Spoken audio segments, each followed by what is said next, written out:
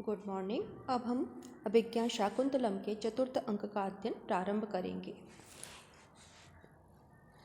आपने कई बार इस कथन को सुना होगा, तत्रापि च चतुर्थो अंकः तत्र श्लोक चतुष्टयम्। ये अभिज्ञा शाकुंतलम के बारे में कहा जाता है कि कालिदास का जो सर्वस है, या हम इसको कहते हैं, कई बार ये भी कहा जाता है कि काव्यों में नाटक, यानी कि काव्य की जितनी विधाएं हैं उसमें नाटक जो है सबसे रमणीय विधा है, और उसमें अभिज्ञा शाकुंतलम बहुत ही सुंदर कृति है। और उसके अभी चतुर्थ अंक, और उसमें भी खास करके 4 श्लोक जो हैं वो श्लोक चतुष्टय साहित्य में अपना विशिष्ट महत्व रखते हैं। आप जब पढ़ेंगे इसको तो उसका महत्व क्यों है, उसका क्या वैशिष्ट है, वो तो आप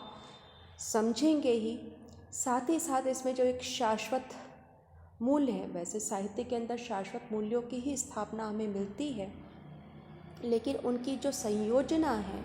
किस प्रकार से वो पिता के जो मनोभाव है पुत्री के विवाह, उसके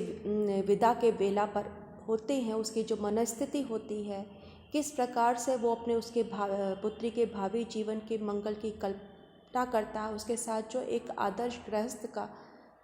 जो भाव है, वो सब हमें इसके अंदर मिलते हैं। तो इसलिए कहते हैं कि जो इस नाटक का चतुर्थ अंक है वो नाट्य साहित्य की अनुपम कृति है। उसमें एक अनूठा संयोजन मिला है इसमें। अब आप देखें तो जब प्रारंभ होता है तो उसमें हमें गांधार विधि से दुष्यंत और शकुंतला के विवाह की सूचना मिल जाती है। गर्भवत शकुंतला के गर्भवती होने का भी समाचार मिलता है। तदुपरांत उसके पतिगृह गमन की जो तैयारी है, किस प्रकार से प्रकृति उसके प्रति अपने सहृदयता, उसके प्रति अपनी कोमल भाव प्रकट करती है। दुर्वासा के श्राप की जो योजना है उसको भी हम यहाँ देखते हैं कि स्वाभाविक रूप से उसका जो यहाँ घटनाक्रम में उसका आयोजन किया गया है, और जिसके कारण कथा का जो प्रवाह है उसमें तो सहजता आती है। और साथ ही साथ शकुंतला और दुष्यंत के चरित्र को लेकर के जितने आक्षेप हो सकते हैं या जिसको पर हम उंगली उठा सकते हैं, उसके कारण से वो समस्त प्रश्न जो है वो शांत हो जाते हैं, उनका वहाँ कोई मूल्य नहीं रह जाता। और कवि को, जैसे हम कहते हैं कबीर मनीषी परिभू स्वयंभू, तो कवि किस प्रकार से किसी भी चरित्र को अपनी कल्पना से स्पृहणीय बना देता है, अनुकरणीय बना देता है, या उसके साथ एक प्रकार से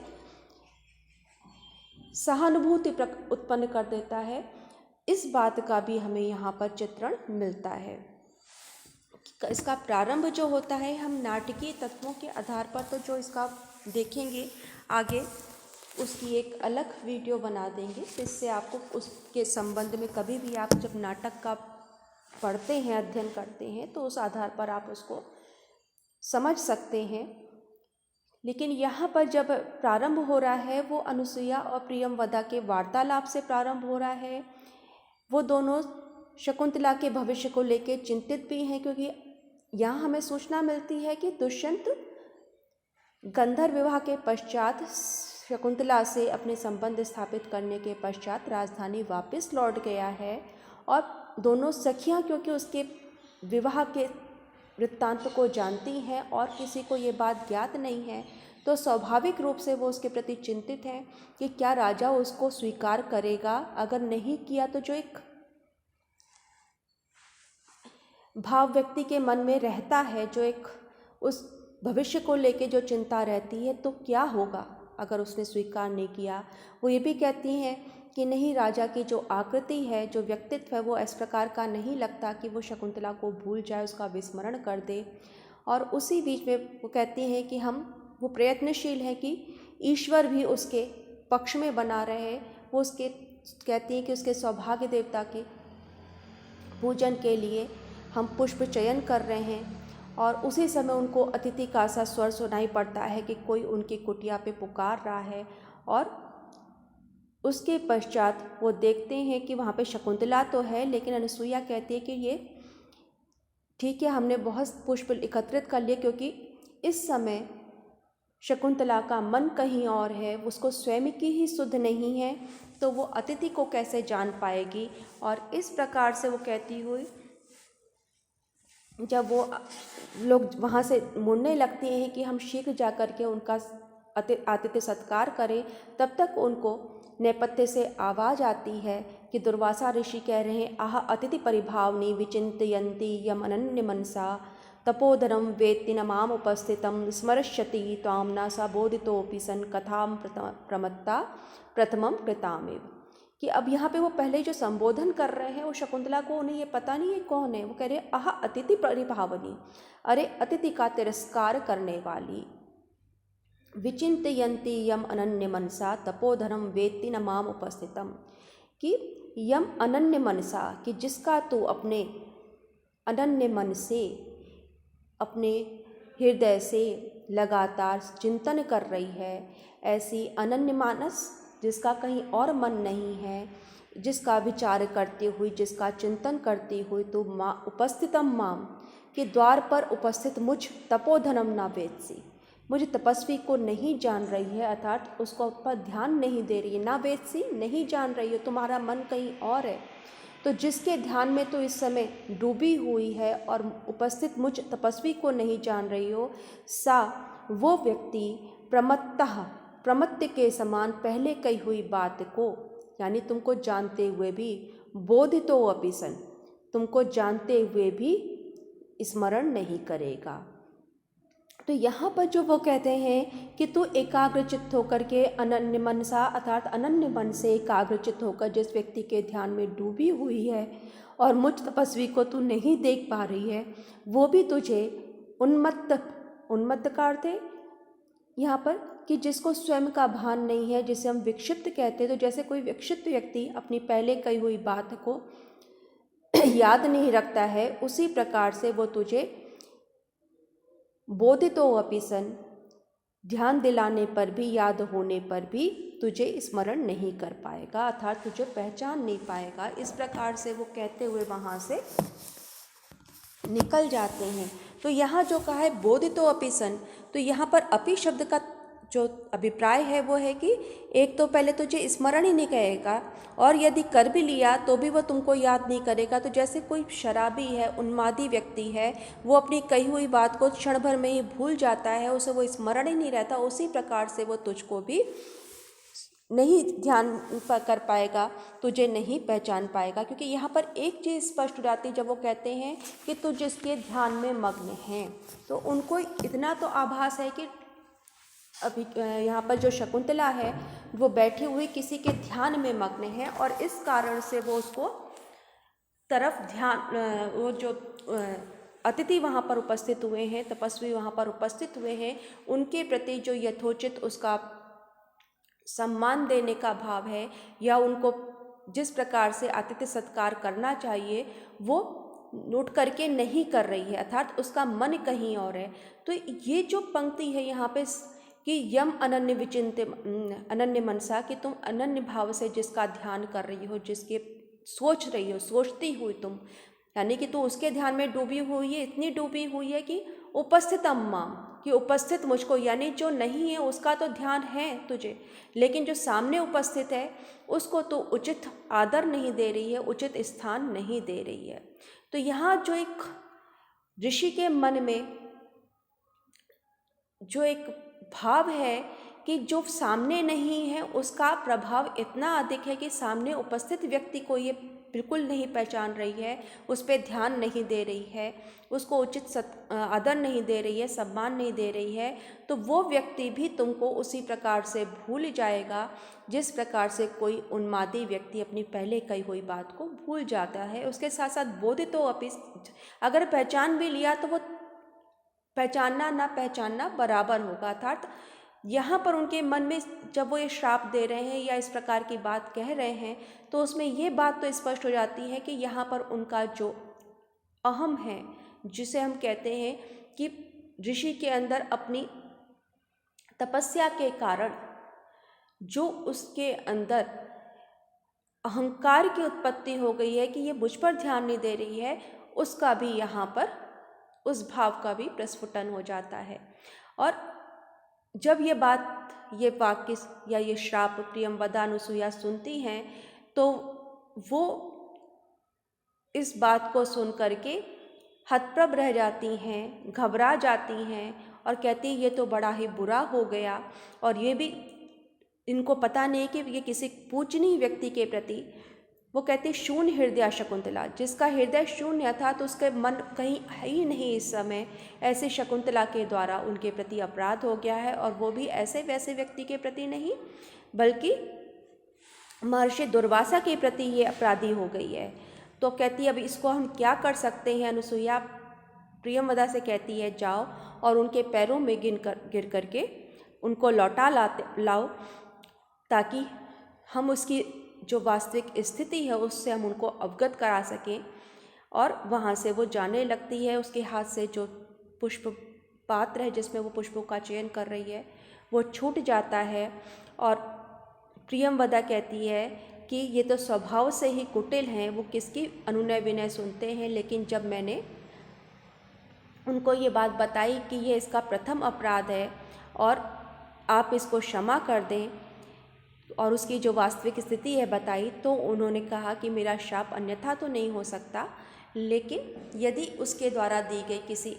पहचान को ये दिखाएगी, कोई आपके पास उसकी ऐसा कोई चिन्ह है, कोई वस्तु है जो दुष्यंत ने इसको दिया हो, तो ऐसी कोई पहचान दिखाने पर वो इसको पहचान लेगा। तो अनुसुईया कहती है हाँ इतना ही काफ़ी है, क्योंकि राजा जाते समय अपनी नामांकित मुद्रिका शकुंतला को दे गया है, तो ये उसके लिए चलो उचित कार्य करेगा। तो कहते कि ठीक है, अब ये शाप हम दोनों के बीच में ही रहना चाहिए कि शकुंतला को भी इसके बारे में ना बताएं, क्योंकि यदि उसको बता दिया तो निश्चय ही वो मुरझा जाएगी, नष्ट हो जाएगी। हम उसका इस समय किसी प्रकार से अन्मनस्क नहीं देखना चाहते हैं। और ये सब देखते हुए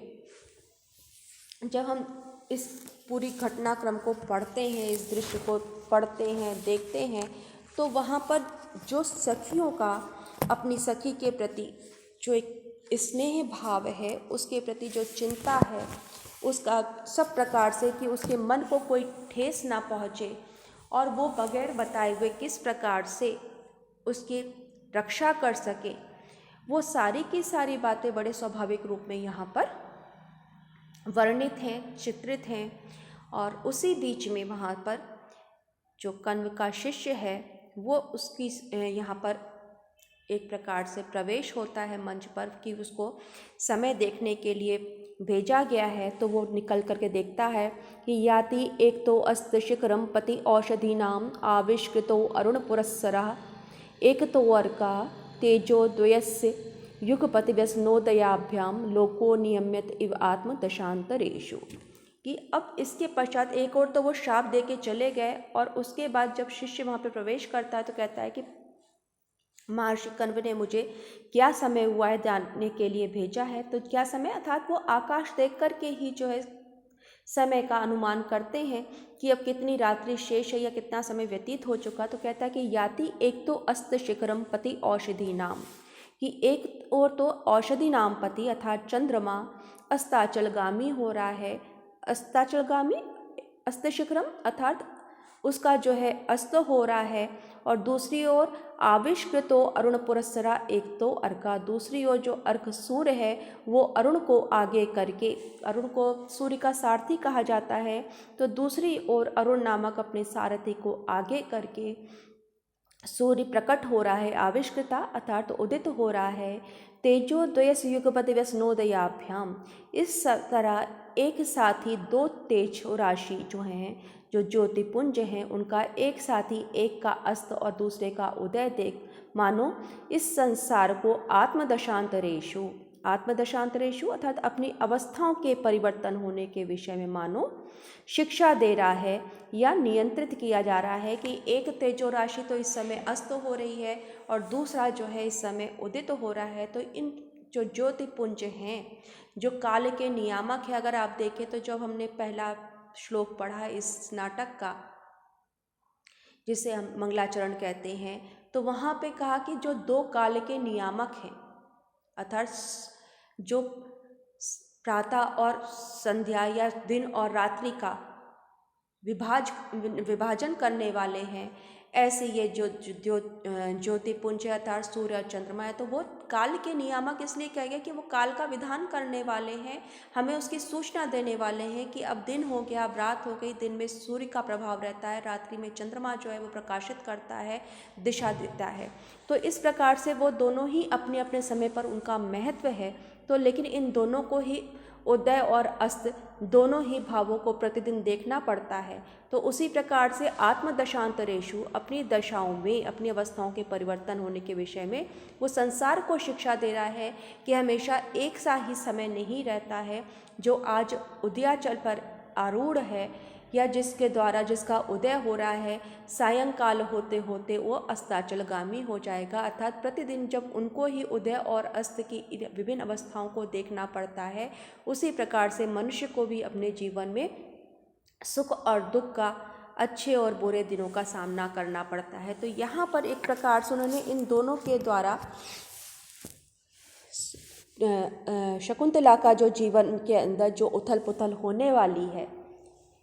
उसकी ओर संकेत भी किया है, और उसके साथ ही ये भी संकेत कर दिया है कि ये दशाएं हमेशा एक सी ही नहीं रहती। मनुष्य को उन्नति और अवनी, उत्कर्ष और अवकर्ष दोनों का ही सामना करना पड़ता है। तो इसलिए ना तो आप उदय काल में बहुत अधिक प्रसन्न होएं और अस्तकाल में, दुख के समय, विपन्नावस्था में बहुत अधिक दुखी होने की आवश्यकता भी नहीं है। कि सुख, जैसे हमने पढ़ा कि सुख की, दुख की पिछली रजनी बीच विकसता सुख का नवल प्रभात, प्रसाद ने कमायनी में कहा है। तो यहाँ पर सुख और दुख जो है वो दोनों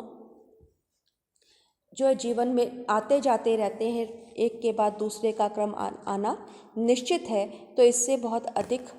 उद्विग्न होने की, व्याकुल होने की आवश्यकता नहीं है। तो यहाँ पर जो दुष्यंत और शकुंतला के अनुराग की, जो उनके प्रेम की जो एक चरम परिणति है, उसको इस समय किस प्रकार से कुछ समय के लिए वो दयनीय अवस्था को प्राप्त होंगे, या इस समय शकुंतला को किस प्रकार से कुछ समय के लिए, कुछ काल तक उस दुख को भोगना पड़ेगा। या कह सकते हैं हम यहाँ पे कि उसने जिस प्रकार की असावधानी बरती है, या जो अपराध की श्रेणी में इसलिए रख सकते हैं कि उसने अपने पिता से इस विवाह की अनुमति नहीं ली, तो जो एक उच्छृंखल व्यवहार का जो एक दंड है उसको भोगना पड़ेगा। लेकिन ये सारे जो घटनाक्रम हुआ है वो इतनी स्वाभाविक रूप में हुआ है, सहज रूप में हुआ है, और उसने किसी कुपात्र का चयन नहीं किया है। तो इस रूप में हम कह सकते हैं कि उसको कुछ समय के पश्चात वो सुख को प्राप्त हो जाएगी। तो यहाँ पर अलंकार तो है तुल्य योग्यता, क्योंकि सूर्य और चंद्रमा दोनों का ही यहाँ पर प्राकरणिक वर्णन है, और उसके साथ छंद वसंत तिलका है। वसंत तिलका का प्रयोग इसमें काफ़ी हुआ है, तो यहाँ पर वसंत तिलका छंद यहाँ पर है। और इसके इतना ही नहीं, वो आगे कहता है, अंतर्हिते शशिनी सैव कुमुदवती में दृष्टिम न नंदयति संस्मरणीय शोभा इष्ट प्रवास जनितानि अबला जनस्य दुखानि नूनम अति मातृत्सु दुस्सहानि। अंतर्हिते शशिनी, चंद्रमा के छिप जाने पर, अस्त हो जाने पर वही कुमुदवती, कुमुदनी मेरे मन को, मेरी दृष्टि को उस प्रकार से आनंदित नहीं करती है। उसकी जो शोभा है, उसका जो सौंदर्य है, वो केवल स्मरण का विषय रह गया था। जब चंद्रमा अस्त हो जाता है तो कुमुदनी भी बंद हो जाती है, और उस समय जो उसकी जो शोभा है, उसका जो श्री है, वो केवल स्मरण की स्मृति शेष रह जाती है। वास्तव में वो दृष्टि को आनंदित नहीं करती है। और इष्ट प्रवास जनितानि अबला जनस्य दुखानि नूनम अतिमात्र सु दुस्सहानि। और इष्ट प्रवास जनित अबला जनान अर्थात स्त्री जनों के जो स्त्रियां हैं, उनके जो प्रिय हैं, उनके प्रवास में रहने से उत्पन्न जो दुख है वो निश्चय ही अत्यधिक असहनीय होते हैं। तो यह नूनम अतिमात्र सु दुस्सहानि, दुखानी जो बात कही गई है वो एक प्रकार से प्रकरण में यहाँ पे संकेत है कि जिनके पति बाहर हैं, ऐसी स्त्रियाँ निश्चय ही बड़े ही दुख का से अपने इस समय को व्यतीत करती हैं। कि जिस प्रकार से चंद्रमा के अस्त हो जाने पर कुमुदनी मुरझा जाती है, उसका सौंदर्य जो है वो बंद हो जाता है, उसी प्रकार से जिन स्त्रियों के, जिन युवतियों के प्रिय इस समय बाहर हैं, वो उस दुख को किस प्रकार से, उस वियोग के दुख को किस प्रकार से सहन कर पाती हैं, ये निश्चय ही बहुत कठिनाई से सहन करने के योग्य होता है। तो यहाँ पर जो है वही कुमुदवती अर्थात कुमुदिनी जो है कि वो जो शकुंतला है वो राजा के जाने पर जिस प्रकार से इस समय ना तो वो प्रसन्नता का अनुभव कर रही है, क्योंकि दुष्यंत चंद्रवंशी राजा है, तो इसलिए उसके जाने पर वो जिस प्रकार से कांतिहीन हो गई है, मुरझा रही है, दुख से, विरह के दुख से कातर हो रही है, तो उसका जो सौंदर्य है वो किसी को आकर्षित नहीं कर पा रहा है। हम इसका इस प्रकार से भी अर्थ लेते हैं। तो यहाँ पर जब हम यहाँ पर भी वसंत तिल का ही छंद है, तो ये दोनों ही के द्वारा वहाँ पर उसकी जो इस समय प्रकृति के साथ जो एक साम्यावस्था है उसका भी यहाँ पर हम बड़ा ही सुंदर रूप देखते हैं कि प्रकृति के माध्यम से शकुंतला की जो स्थिति है उसको यहाँ पर प्रकट किया गया है। फिर उसके पश्चात शिष्य कहता है कि ठीक है, मैं कह देता हूँ कि होम वेला उपस्थित हो गई है। उधर अनुसुईया भी सोचती है कि मेरे तो, क्योंकि जब आपका मन भारी होता है तो हाथ पैर भी नहीं फैलते, तो उस अवस्था को एक प्रकार से अनुसुईया और प्रियंवदा के रूप में प्रकट किया गया है कि कहाँ तो जो है राजा कह के गया था मैं शीघ्र ही वापस किसी को लेने भेज दूंगा उसको, लेकिन अभी तक नहीं आया है, और इधर दुर्वासा भी उसे श्राप देकर चले गए हैं, लेकिन तो मेरा मन भी नहीं कर रहा है कि मैं उठूं। उधर प्रियंवदा शीघ्रता से आती है और कहती है कि शकुंतला की विदा की तैयारी करो। तो अनुसुईया कहती है ये कैसे संभव है? तो कहती है कि मैं तो पूछने गई थी कि शकुंतला से कि तुम आराम से सोई कि नहीं। तब उस समय जो है महर्षि कण्व जो है वो उसका अभिनंदन कर रहे थे, कहते कि ठीक है, तुम्हारा जो ये कृत्य है, तुमने जो दुष्यंत के साथ विवाह किया है वो उचित नहीं कहा जा सकता, लेकिन जिस प्रकार से धुएं से आबद्ध दृष्टि होने पर भी यजमान की आहुति अग्नि में ही पड़ती है, अर्थात इधर उधर नहीं जाती, उसी प्रकार से सुशिष्य को दी गई विद्या के समान तुम इस समय अशोचनीय हो गई हो, अर्थात मैं तुम्हारी तरफ से निश्चिंत हो गया हूँ कि तुमने ये उचित नहीं किया ये, लेकिन फिर भी तुमने जिसके साथ संबंध स्थापित किया है वो राजा है और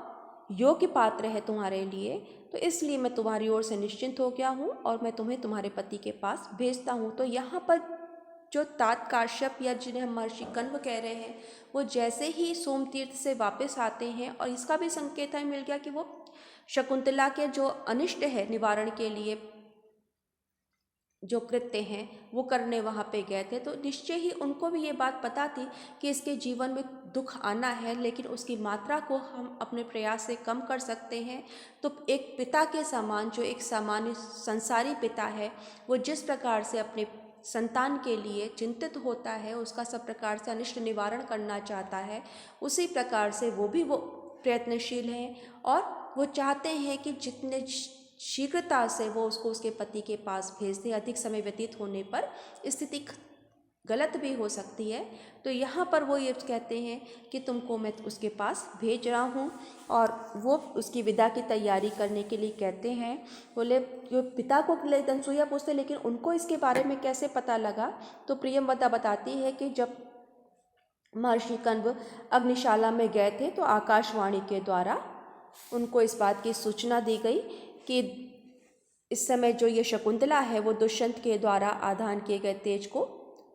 इस संसार के कल्याण के लिए भुवा भूति है, अर्थात संसार के कल्याण के लिए धारण करती हुई अपनी इस पुत्री को जानो, अर्थात ये इस समय गर्भवती है, इसकी सूचना उसको